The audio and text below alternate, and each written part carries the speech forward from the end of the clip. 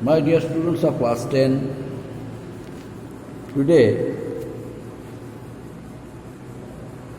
I shall teach you the following points. Lesson number 1, First War of Independence 1857. The following points, as I mentioned in the blackboard, I shall teach you. First point, activities of missionaries.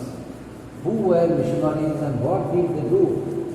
The missionaries were a group of Christian people who came to India to influence some people to be Christians, and at the same time they also contributed a lot for the welfare of the common people of India.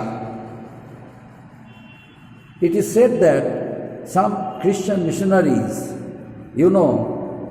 they encouraged the revolutionaries of India who started fighting against the British oppression during the First War of Independence in order to gain the faith of them, so that they must be influenced by the Christians, by the Christianity or by the Christian ideals.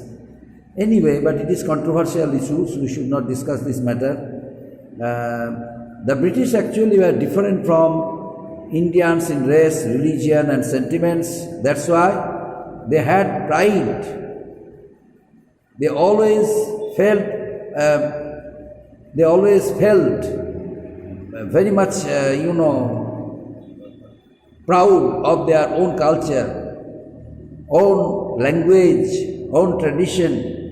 In the 18th century, the British showed friendly attitude towards Indian religions, but they had no particular zeal for their own religion, and the company even acted to trustee of some Hindu temples. However, in the 19th century, this attitude underwent a change. The British began to interfere with the local religious and social customs. They denounced idol worship and dubbed local beliefs as ignorance. Initially, the British decided not to interfere the religious affairs of the Indians, but later on they changed their decisions and decided to make them understand. They decided to make them understand that what they were practicing was wrong, and what they should practice should be followed from the Britishers. What is this? And by way of doing that, they began to interfere with the local religious and social customs. After 1813, there was an increase both in the numbers and activities of the Christian missionaries. The Indians thought that the government was supporting the missionaries who would convert them to Christianity. When the Christian missionaries came to India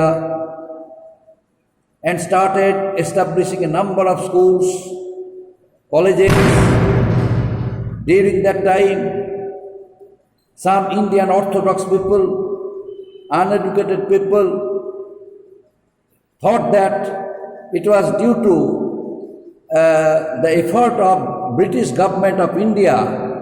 The Christian missionaries were trying to interfere the religious affairs of the Indian people. The Indian people did not want to be a part of it, but they thought that it was due to the effort of the British government of India. The Christian missionaries were trying to convert their religion from Hinduism to Christianity. The next point, fears regarding Western education. Fears regarding Western education. Fears regarding Western education. Next point, fears regarding Western education. What is this? The Western system of education was introduced in a number of schools. In the year 1829, the Bengal government established an English class in Calcutta Madrasa, which was a Muslim institution. Later, English classes were introduced in Banaras Sanskrit College. The shifting of emphasis from Oriental learning to Western education was not received well by the people, especially the Pandits and the Maulavis. They saw in it an attempt to discourage traditional Islamic and Hindu studies. People started suspecting that the aim of Western education was not to promote literature and sciences, but to encourage their children to become Christians. The Western system of education, which was introduced by the British, and a number of schools were established by the Christian missionaries in the year 1829 with the help of the Bengal government, Bengal British government. The schools like Calcutta Madrasa, Maktabas, Pathshalas, which were there, where the traditional system of education was followed and people were habituated receiving traditional system of education. Suddenly, it was decided by the British that instead of old traditional system of education, they would have to receive Western education. But the Indian Orthodox people, traditional people, or conservative people did not accept it. They did not welcome that system of education. They thought that it was nothing but a direct attempt to their traditional system of education.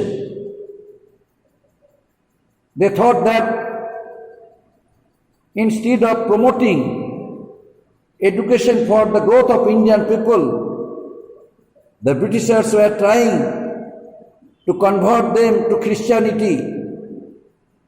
Next point, taxing religious places. Religious sentiments of the Indians were hurt by the official policy of taxing lands belonging to temples and mosques. Such lands had been exempted from taxation by previous Indian rulers. The families dependent on these lands began to propagate that the British were trying to undermine the religions of India.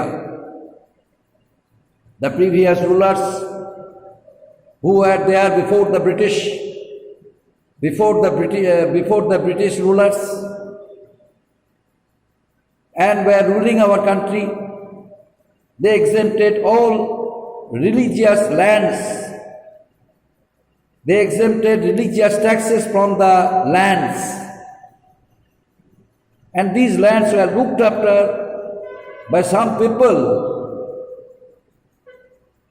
The British suddenly imposed taxes, religious taxes on those lands they were looking after. But the families depended on these lands. They thought that the Britishers were trying to underestimate the Indian religious system. Now, law of property. What is this? The Religious Disabilities Act of 1850 changed the Hindu law of property. It enabled a convert from Hinduism to other religions to inherit the property of his father. The Hindus regarded this an incentive to give up one's religious faith. So the Religious Disabilities Act of 1850 passed, changed the Hindu law of property. The early Hindu law of property which was there, the early Hindu law of property was changed to the new act which was passed in the year 1850, named the Religious Disabilities Act. According to that act, it enabled any person of India to inherit the property of his father. The Hindus were influenced by the Christian ideals, so that they must convert their religion from Hinduism to Christianity.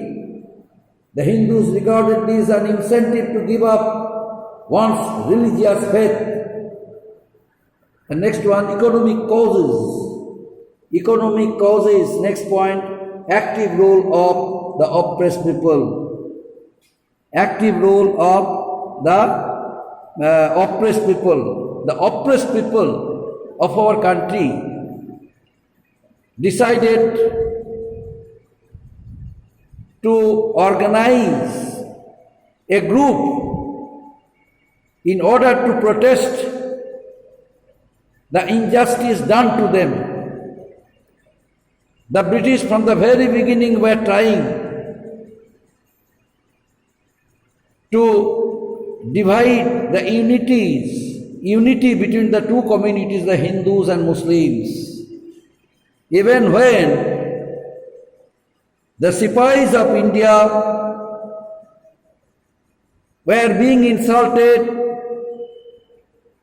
due to low salary, they were not satisfied, but the British Sipahis, their salary, the amount whatever they received was too much high than them. This discrimination made them forced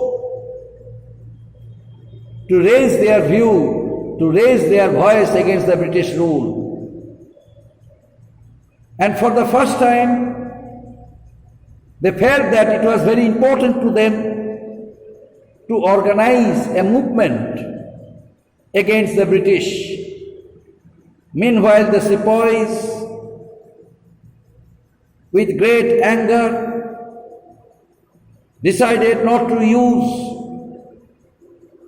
the Enfield rifle, discarded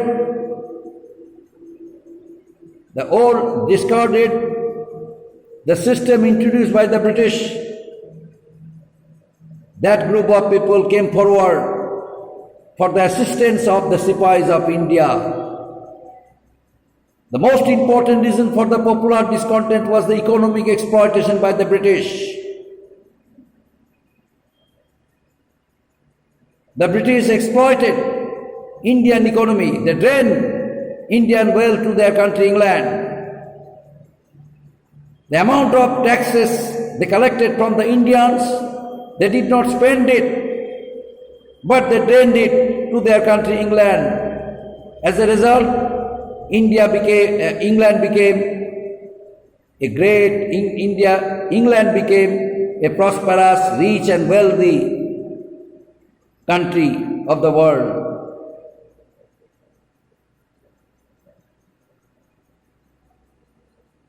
Last of all, I would like to conclude one more point that is relevant to this topic. The British, in the interest of themselves, created some posts for English educated Indians, but it is not a part of our discussion because right this moment I should discuss about the Sipahi Mutiny of 1857, this topic. The Sipahis of India for the first time felt that discrimination, British humiliation, which was being practiced, must be stopped. Now how? Only by means of making an agitation against the British rule. In various parts of India, like Meerut, Jhansi, Muzaffarpur, Lucknow, Ayodh, Baharampur of West Bengal, our native district Murshidabad, Baharampur. So these were my native district, not our, sorry. So these are the important places. They witnessed the Sipahi Mutiny. Barakpur regiment played an important role during the Sepoy Mutiny. It was Mangal Pandey, one Sepoy of the Barakpur regiment, for the first time refused to use the cartridges of the Enfield rifle. And what was the reason? I discussed in my previous class for several times. The refusal of the cartridges of Enfield rifle created nationwide dissatisfaction and resentment. As a result of it, various places of India, they revolted against the British oppressive policy, and ultimately the first war of independence of 1857 took place. So these are the reasons, my dear students, the Sepoy Mutiny was taken place throughout India, only because of the contributions of the Sepoys, only because of the assistance of the last Mughal Emperor Bahadur Shah Zafar too. Although Bahadur Shah Zafar was physically ill, yet he strongly supported the stand of the Indian Sepoys and took their leadership. But it will be written in the history in golden letter that the contributions of the Indian people, the contributions of the Sepoys helped Indian nationalist leaders during the period they started movement against the British. During the middle of the 19th century, during the first half of the 20th century, the movement which was started by the Indian National Congress, Indian nationalist leaders, they all were encouraged by the Indian Sepoys. They all were encouraged by those group of people who supported the Sepoys during the first war of independence of 1857, my dear students. Up to this, thank you.